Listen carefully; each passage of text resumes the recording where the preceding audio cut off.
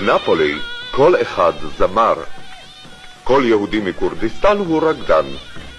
אלה אינם רקדנים מקצועיים, הם עובדי אדמה ממושב מנוחה שבחבל לכיש, אשר גיבשו להקת חובבים ששמה הולך לפניה.